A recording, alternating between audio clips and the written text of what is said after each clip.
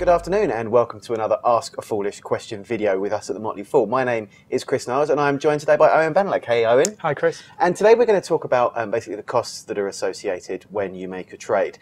We had a question come in from Steve from Solihull, who apparently actually saw 0.5% or a certain amount of money coming off with each trade, and he thought it was actually his broker taking some money off him, when it turns out it might have actually been Owen? Well, it was probably the stamp duty. There we go. It was virtually certainly the stamp duty, Chris. And Steve's doing the right thing because he's obviously got his list of costs. Yeah. And he said, what am I paying for here? Got to applaud it. Absolutely. But he needs to do a little bit more research about what those costs actually are, I think. Yeah. So there's three components really when you buy a share. There's the dealing fee. That's what you pay a broker to do the deal, usually about 10 to 15 quid. Then there's the stamp duty cost. This is on UK shares. If you buy overseas shares, it doesn't count. But for all UK shares, you pay 0.5% stamp duty. That's basically a tithe the government takes. Yeah. And then you have a spread. And what the spread is, it's kind of a hidden cost. If you're buying something for 100 pence and you want to sell it immediately, you'll probably only be able to sell it for about 99 pence.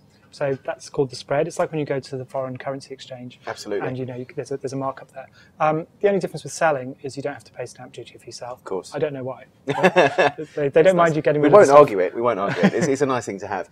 So when you actually sell, obviously, you'd have the capital gains tax that you obviously probably have to look at. So that's worth, obviously, as well, looking out for. Yeah, you might have some tax. I mean, obviously, if you put stuff in ISAs and SIPs, you don't have to worry about capital gains tax at all. So that's obviously a good way to avoid that one. But yeah, in general, selling is a bit cheaper because you don't have the stamp duty cost.